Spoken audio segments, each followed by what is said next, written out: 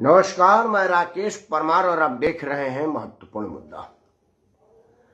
महत्वपूर्ण मुद्दे में आज सिर्फ एक विषय को मैं ले रहा हूं ताकि कम समय में ज्यादा विस्तार से और पूरी विस्तार से चर्चा हो। पिछले दिनों देश भर में पॉपुलर फ्रंट ऑफ इंडिया, जिसको हम पीएफआई के नाम से जानते हैं, के संस्थानों पर ईडी की छापेमारी हुई। भारतीय जांच एजेंसी एनआईए और सारे संयुक्त टीम ने गहन जांच पड़ताल किया। 100 से भी ज्यादा लोगों को गिरफ्तार किया गया और बहुत सारे लोगों को एहतियातन गिरफ्त में लिया गया। बहुत सारा ऐसे दस्तावेज बरामद हुए हैं जिससे यह साबित होता है कि पीएफआई देश के टुकड़े करने या फिर गजबाए हिंद के अपने प्रोपेगेंडा को लागू करने के षड्यंत्र रच रही थी। अब चर्चा इस बात पर है कि अब इसी के द्वारा लगता है कि अब पीएफआई पर बैन लगा दिया जाएगा। आज मेरा मुद्दा यही है। मित्रों, पीएफआई पर बैन लगे यह बहुत जरूरी है, बल्कि देर हो गया, बहस इस पर होना चाहिए। दूसरा कि क्या जरूरी है पीएफआई पर बैन करना या पीएफआई के जहरीली विचार को बैन करना, महत्वपूर्ण क्या है? मेरे नजर में आखिर कोई आदमी, कोई शख्स, कोई हैसियत, कोई शख्सियत अपने ही मुल्क को तोड़ने, अपने ही मुल्क से गद्दारी करने और अपने ही मुल्क के विरुद्ध षड्यंत्र करने जैसी ज़हीन अपराध करने की गुस्ताखी, ये गुनाहे अजीम कैसे कर सकता है? पीएफआई वाले लोग जिन लोगों का ब्रेन वॉश कर रहे थे वो पूर्णतः भारतीय है, पक्के भारतीय हैं, जिस तरह से मैं हूं, आप है और सब लोग हैं। इस देश को आजाद करने में कुर्बानी हिंदुओं ने भी दी है और मुसलमानों ने भी दी है। सर्वोत्तम बलिदान को प्राप्त सभी लोग हुए हैं। बल्कि मैं तो कहता हूं कि जिन महाप्रतापियों ने बलिदान दिया है वो लोग हिंदू, मुसलमान, सिख, ईसाई नहीं थे। अगर वो सब हिंदू, मुसलमान, सिख, ईसाई होते तो हम सब किसी अंग्रेज के घर में चाकरी कर रहे होते। मेरी आपकी हैसियत नहीं होती कि हम इस तरह से स्वतंत्रता से बोल सकें। बीपी भाई को नमस्कार। हम स्वतंत्रता से बोल रहे हैं क्योंकि हमारे पूर्वजों ने अपनी सर्वोच्च कुर्बानी, बलिदान दी है और वो हिंदू मुसलमान नहीं थे, वो सब के सब मां भारती के लाल थे और उन्होंने भारत के लिए कुर्बानी दी है। तो फिर भारत के वंशजों ने इस तरह की जहीन अपराध, गुनाहे अजीम करने की गुस्सास क्यों कर रहा है? क्या यह जरूरी नहीं है कि उस जहरीली सोच को बैन किया जाए? और इसमें कौन सबसे ज्यादा कारगर साबित होगा? सरकार, समाज, सामाजिक संस्थाएं, उलेमा, या वो लोग जिनके सीधे संपर्क में वो आते हैं, या कड़ी और बड़ी सजा, त्वरित कार्रवाई और त्वरित सजा? यह एक विचार का प्रश्न है जो मेरे स्तर पर नहीं, मैं आपके सामने रख रहा हूं क्योंकि ये विषय बड़ा है और मुझ जैसा साधारण छोटा आदमी इतनी गंभीर विषय पर गंभीरता से अपनी बात नहीं रख सकता और हल्की बातें रखना मेरा स्वभाव नहीं है। जो चीज मुझे मालूमात नहीं है, जो मेरे हैसियत में नहीं है, उसको स्वीकार करने में बुराई नहीं है। और मैं बिल्कुल स्वीकार करता हूं कि मैं इस पोजीशन में नहीं हूं, इतनी मेरी क्षमता नहीं है कि मैं आपको अधिकार सहित बता दूं कि उस जहरीली सोच पर बैन लगाने में कौन कारगर साबित होगा। लेकिन इतनी मेरी समझबूझ है कि मेरे नजर में पीएफआई पर बैन से जरूरी पीएफआई के उस विचार को परमानेंट बैन करना होगा जिससे वो लोगों को प्रभावित करते हैं और जिससे लोग प्रभावित होकर के अपने ही देश के विरुद्ध देशद्रोह करने जैसे गुनाहे अजीम करने पर तत्पर हो जाते हैं, तैयार हो जाते हैं।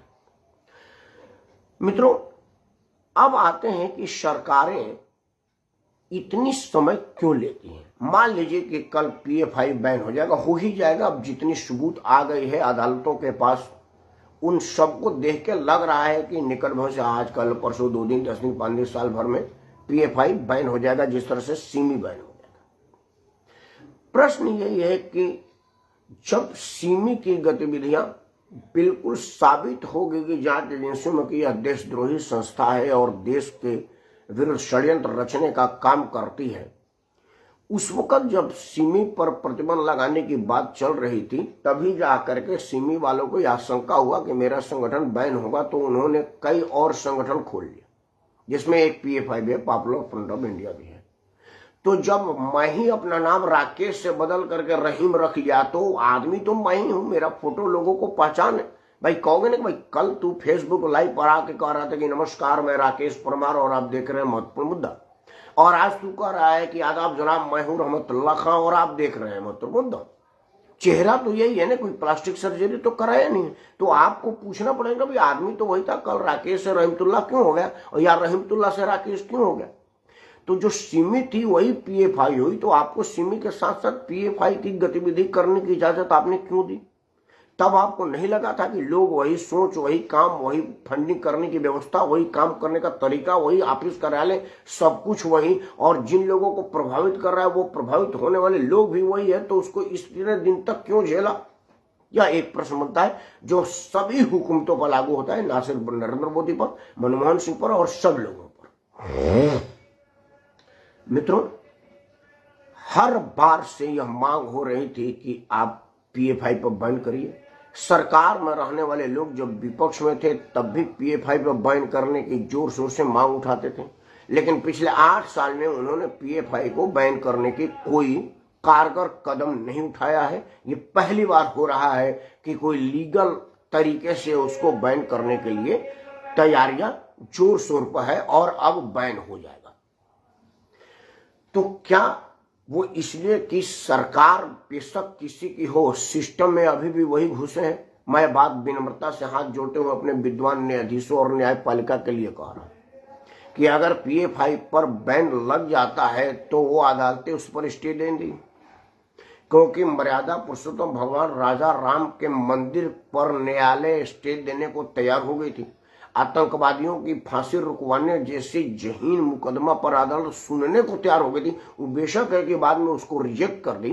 तो क्या हमारे न्यायालय पर इस तरह की जिम्मेवारी नहीं आती कि वह स्व विवेक लगाए कि भाई वो किस मामले को अटेंड करे, किसको ना करे। तो क्या हमारे सरकारों को इस बात की आशंका थी कि अगर मैं पुख्ता सबूत के द्वारा बैन नहीं करूंगा तो ये अदालत में टिक नहीं पाएगा और अदालत इसको कर देगा। जैसे जम्मू कश्मीर से धारा 370 हटाने पर सुप्रीम कोर्ट अभी भी निर्णय ले ही नहीं रहा है, बल्कि सुनवाई नहीं कर रहा है, और लोगों को यह कहने का मौका लग रहा है कि धारा 370 हटाए, वो कहीं नहीं सुप्रीम कोर्ट में इसको साबित करवा दिया। सुप्रीम कोर्ट कुंडली मार के उस पर बैठा हुआ है। तो ये अदालत, न्यायपालिका और कार्यपालिका में इस तरह की दो तरह की विरोधाभास क्या होती है। नियुक्ति में वो काम है या नियुक्त हो चुके लोग खुद को खुदा समझ लेते हैं, यह एक विचार का विषय है। इसी के साथ साथ एक और मुद्दा है जो बड़ा जोर शोर से चल रहा है, वो है वक्फ बोर्ड के नाम पर देश भर के जमीनों का अतिक्रमण, अवैध कब्जा, और देश भर में इतनी जमीन खरीद लेना जितने में वो एक अपना अलग मुल्क बना दे, और सरकारें चुप हैं। एक दिल्ली सरकार के निर्णय पर सिंगल फोन पर दिल्ली की प्राइम लोकेशन, जहां पर अरबों खरबों में भी जमीन नहीं मिलेगी, वो अरबों खरबों की बेशकीमती जमीन को सिंगल एक टेलीफोन पर DDA ने वक्फ बोर्ड को ट्रांसफर कर दिया। कहीं कोई हाय तौबा नहीं मचा, क्योंकि दिल्ली वालों को 200 यूनिट बिजली और मुफ्त में दारू देने का केजरीवाल ने दे रखा है। भाई बिजली में हवा खाइए और दारू पीजिए, दारू पीजिए, हवा खाइए, बाकी आपको जरूरत नहीं है। और हमारे हर अपराध को माफ करिए, नजरअंदाज करिए, देखते रहिए। हम मुफ्तखोर लोग हैं, हम लोगों को दुनिया जानती है। क्योंकि अगर हम लालची और मुफ्तखोर नहीं होते तो 10-20 लोग घोड़ा पर चढ़ करके आते अरब से और हमको गुलाम बना जाते और बरसों तक हमको गुलाम बनाए रखते, जबकि हम यहीं के थे और यहीं हैं। उसी तरह से कुछ लोग नाव में आए बिजनेस करने के लिए और आकर के हम पर हुकूमत कर लिए। वो नाव में 10-20-50 लोग आए थे और लाखों करोड़ों की आबादी को गुलाम बना ले गए, क्योंकि हमारी मानसिकता तो वही वाली थी, आज है, पहले भी थी और आगे से आगे भी रहेगी। इन सब विषयों पर विचार करने की जरूरत है। मेरा मानना है कि सरकारों को इस बात पर निर्णय नहीं लेना चाहिए कि भाई इस मामले को इतना ज्यादा बढ़ जाने दो कि समाज से अब मांग आने लगे कि भाई PFI पर बैन करिए, वक्फ बोर्ड के जमीनों के अवैध कब्जे पर बैन करिए, क्योंकि अब PFI वालों ने आपका, हमारा, कई लोगों का घर कब्जा करना शुरू कर दिया है। जहां 10 दिन आप अपने घर में ना रहिएगा, PF वक्फ बोर्ड का बोर्ड लग जाएगा और वक्फ बोर्ड का बोर्ड लगने के बाद वो आपका है और आप जा के भी नहीं रह सकते, हुकूमत आपका साथ नहीं देगी। इन सब चीजों को विचार करके मुझे लग रहा है कि हुकूमतें, चाहे वर्तमान वाली हो या पहले वाली हो, यह चाहती हैं कि भाई देश में मुसलमान इतना ज्यादा आतंक मचा दे कि हिंदू उसके विरुद्ध हथियार उठा ले और ये लोग आपस में कट मार करके जनसंख्या नियंत्रण कर ले। ये मैं विनम्रता से क्षमा चाहते हुए कह रहा हूं, क्योंकि आप देखें कि सरकारों की गतिविधियां पहले ही फर्स्ट अपराध पर सजा दे करके उसको समाप्त करने की नहीं दिख रही है। क्योंकि आज भी जब मैं आपसे बात कर रहा हूं रात के 10 बजे हैं, अब तक PF पर बैन की कोई सिफारिश, कोई सोच नहीं है। वो अलग बात है कि कानूनी प्रक्रिया से चल रहा है और मुझे लग रहा है जितनी मैं सरकारी काम का आकलन करता हूं, समझ बूझ रखता हूं कि अब शायद PF बैन हो जाएगा, क्योंकि अब PF पर बैन ना लगेगा तो सरकार की बदनामी होगी। लेकिन ये जो आज पकड़ी गई है, जानी गई है, लोगों का नजर में आई है, वो तो नरेंद्र मोदी के 8 साल पहले जिस दिन ज्वाइन करते उसके पहले से ये सब चीज था। मोदी जब विपक्ष में थे तो बार बार इन तरह के सबूत देते थे। तो 8 साल आप किस बात का इंतजार कर रहे थे? यह तो देश की जनता पूछेगी। उसी तरह से आप वक्फ बोर्ड के संपत्तियों पर कुंडली मार के बैठे हैं, कुछ नहीं बोल रहे हैं। एक सरकार आई थी जिसने अपना मुस्लिम परिस्थिति दिखाते हुए 1995 में नरसिम्हा राव कांग्रेस की सरकार, जिन्होंने कह दिया था कि भाई वक्फ बोर्ड जिस जमीन को हमारा कह देगा वही उसका हो जाएगा, उसमें कोई विवाद नहीं होगा। एक सरकार आई थी 1989 में, केंद्र में राजीव गांधी थे और उत्तर प्रदेश में नारायण दत्त तिवारी थे। उन्होंने एक कानून बना दिया कि भाई अगर कोई जमीन बंजर है, उपजाऊ नहीं है, जिस पर बहुत दिनों से कोई खेती नहीं हो रही है, जिस घर में कोई बहुत दिनों से नहीं रह रहा है, कोई सरकारी जमीन जो सरकार के किसी इस्तेमाल में नहीं आता है, वो सब वक्फ बोर्ड को मान लिया जाएगा, दे दिया जाएगा। उसके लिए रजिस्ट्री रिक्वायर्ड नहीं है। वक्फ बोर्ड कह दे कि ये जो दिल्ली का लाल किला है उसमें कोई नहीं रह रहा, अभी मेरा हो गया तो मेरा हो गया। संसद का सत्र, शीतकालीन सत्र के बाद ग्रीष्मकालीन सत्र और वर्षीकालीन सत्र में 4-5 महीने का गैप होता है, उसका संसद में कोई नहीं रहता। वक्फ बोर्ड वाला कहे कि भाई ये जो संसद भवन है पिछले 3-4 महीने से खाली है, कोई नहीं, अब ये मेरा हो जाएगा। तो नारायण दत्त तिवारी के बनाए कानून के हिसाब से वक्फ बोर्ड उसका हो गया, क्योंकि वहां पर 3-4 महीने से कोई गतिविधि नहीं हो रही थी। अब आज राष्ट्रपति भवन में राष्ट्रपति मुर्मू जी अकेले रहती हैं, उनका कोई परिवार भरा पूरा है नहीं, ना ही उनका कोई कुनवा है कि राष्ट्रपति के 450 कमरे में घुमा रहेगा। वो बेचारी एक किसी कमरे में रहती होंगी, बड़ी साधारण महिला है, साग पात खाने वाली, तो कोई बहुत ज्यादा लाव लश्कर पेंट्री वालों का भी नहीं होगा। तो वो पूरा राष्ट्रपति भवन खाली होगा, मुगल गार्डन, सुगल गार्डन, ये जो तमाम अशोका हाल, फलाना हाल। अब वक्फ बोर्ड वालों को लगेगा यार मुर्मू जी के जाने के बाद राष्ट्रपति भवन तो बरसों खाली रहेगा। 6.5 महीने देने के बाद कहेंगे राष्ट्रपति भवन मेरा हो गया, और नारायण दत्त तिवारी के बनाए कानून से अब आप उसका कुछ नहीं कर सकते। उत्तर प्रदेश का विधानसभा सत्र होने के बाद 4-5 महीने तक खाली रहता है, तो वो कहा दे कि भाई अभी मेरा हो गया। इस तरह की कानून जब उन्होंने सत्ता पाई तो अपने लोगों के लिए कानून बनाई, और आप जब सत्ता में आए हैं तो कुछ नहीं कर रहे हैं, तो फिर आप काहे लिए हिंदू हृदय सम्राट का तगमा जबरदस्ती हासिल करने का प्रयास करें, काहे लिए छीन रहे भाई अपने लिए? मित्रों, हाथ जोड़ के आपसे प्रार्थना है कि जब भी सरकार का कोई नुमाइंदा आपके यहां मतदान के माध्यम से अपने लिए वोट मांगने आवे तो उसे 2 बात पूछना कि भाई जब PF वाले आपके सरकार में आने से पहले ही देश में षड्यंत्र रच रहे थे, ऐसा ही आप ही ने कहा था, तो बैन लगाने की प्रक्रिया में 8 साल क्यों गुजार दिया? दूसरा कि वक्फ बोर्ड वाले जगह जगह जमीनें कब्जा कर रहे थे, हमारी आपकी से लेकर के सारी जमीनों पर कब्जा हो रहा था, और आज के तारीख में उनके पास इतनी जमीन है जितना पूरा पाकिस्तान में नहीं है। क्षेत्रफल के हिसाब से पाकिस्तान की पूरी जितनी क्षेत्रफल है बांग्लादेश समेत, उससे ज्यादा भारत में वक्फ बोर्ड के पास जमीन है। तो अगर कल को वो कह दें कि भाई मैं अपने ही जमीन पर अपना एक देश बना लेता हूं, तो कानूनन कुछ नहीं करोगे कि भारत के संसद से ये कानून बन गया है कि उनकी जमीन पर उनके अलावा और कोई नहीं रह सकता। तो स्थिति वही होगी ना जिससे भारत के पार्लियामेंट में कानून बनाया कि जो रिजर्व सीट है उस पर रिजर्व कैटेगरी के लोग लड़ेंगे और सामान्य सीट पर रिजर्व वाला भी लड़ सकता है।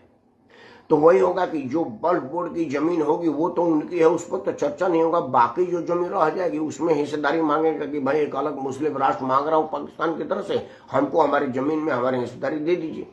तो फिर 90% उसका हो जाएगा और 10% में 130 करोड़ लोग रहेंगे। कहाँ और कैसे रहेंगे आप विचार करिएगा और बताइएगा हमको जरूर। और अंत में कि हमारी सरकारें इस बात को ध्यान में रख करके क्यों निर्णय फैसला लेती है कि इसका राजनीतिक लाभ होगा तभी लेंगे, मतलब जब बिल्कुल ठंडा हो जाएगा तभी पिएंगे, गर्मा गर्म नहीं तो मुंह जल जाएगा। इस उद्देश्य को कैसे खत्म किया जाए, कैसे इस पर पूर्ण विराम लगाया जाए, यह बात भी जरूर आप विचार करिएगा, क्योंकि यह बात इससे ज्यादा महत्वपूर्ण है।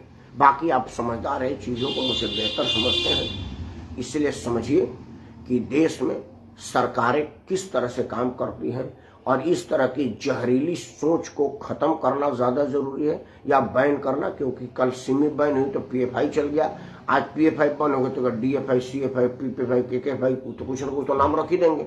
और अभी भी 10-20 नाम पहले से रजिस्टर्ड है, ये बंद कर ये लग जाएगा। तो आप रोज रोज बंद करते रहिए और उनकी जहरीली सोच को इंडोर्स करते रहिए। बाकी आप स्वयं जाने, ईश्वर अल्लाह आपके साथ है, कुछ तो करिए, हम सब आपके साथ हैं। जय हिंद, वंदे मातरम।